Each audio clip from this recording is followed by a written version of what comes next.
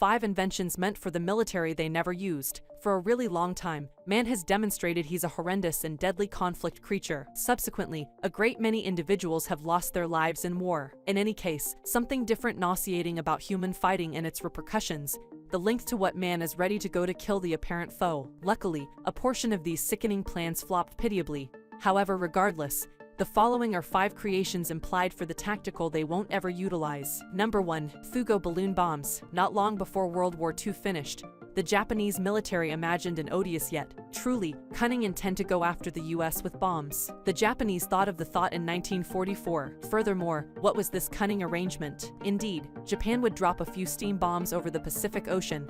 The fly stream-driven bombs would focus on the US. Immediately, Japan's senior military specialists started arranging how to send off their lethal paper inflatables conveying explosives over the foe. They arranged how to drift these quietly across the Pacific, guaranteeing dread and frenzy spread all through the US. The Japanese at long last sent off the first dangerous expand on November 3, 1944. Obviously among then at that point in 1945, the Japanese dropped around 1,000 Fugo swell bombs across North America. Strangely, in spite of these various send-offs, just a solitary inflatable caused the deficiency of human existence. On May 5, 1945, a bomb killed a lady and 5 kids in the forest adjoining Bly, Oregon. The oddity mishap happened when the youngsters played with the hazardous conveying paper expand, setting off the bomb. The Japanese had to reevaluate the entire thought because of the to a great extent uncontrolled nature of inflatable bombs. Another element was the overall vulnerability of climatic circumstances. Eventually, the Japanese military observed that the trial weapon was neither fruitful nor reasonable. Number 2. The Goliath tracked mine.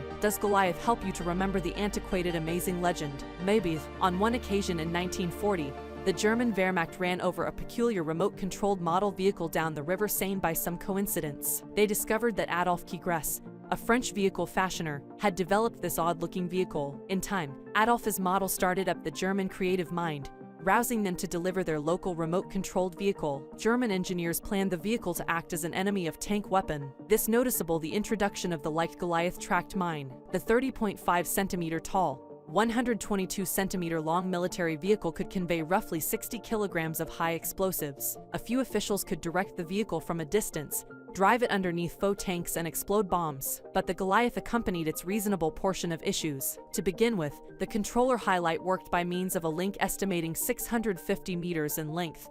The fashioners fitted the link between the driver and the vehicle. In a little while, the contradicting troopers discovered that they could rapidly kill the Goliath by cutting this link. What's more, that wasn't all. Moving at a measly 9.6 kph, the Goliath was agonizing. To exacerbate the situation, it effortlessly stalled out in the ground and delighted in little security with its dainty protective layer cover. Predictably, the Germans attempted to involve the Goliath fighting with little achievement. They endeavored to convey the wasteful behemoth during the Warsaw Uprising and on the Normandy sea shores. At long last, massively disheartened and baffled, the Germans deserted this bombed project irritably. Number 3. Rotor cars. As World War II seethed on, the British armed force considered the Hafner rota-buggy thought. The contraption was basically a flying jeep with a grand name, a rotor and tail fins. In the end, the military never got to convey the strange machine in war. Why? Principally because of one variable. The generally utilized plane-controlled lightweight flyers ended up being substantially more pragmatic to convey ground vehicles to distant areas. Interestingly, the military later restored the cars capable of flying idea.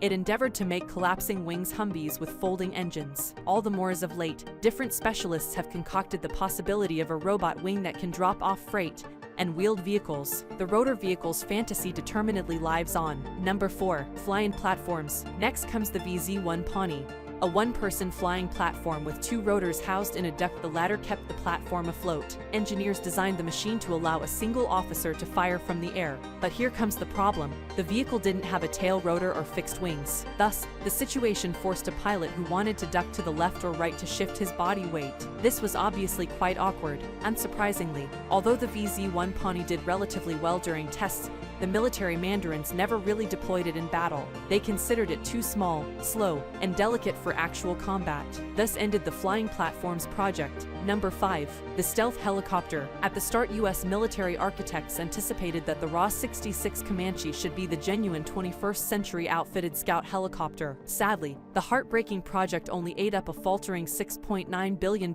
cavity in the U.S. safeguard spending plan. Eventually, there was practically nothing to show for truckloads of money spent. What eliminated the aggressive covertness helicopter Comanche program? Many highlight three guilty parties: the rise of robots, the fall of the Soviet Union, the messy designing specially connected to the task. Accordingly, the safeguard mandarins cleared out the RA-66 Comanche program in one fell swoop. Yes, the Comanche program covertly vanished, never to return, or so it appears. That's the list. Thanks for watching, and don't forget to subscribe to our YouTube channel.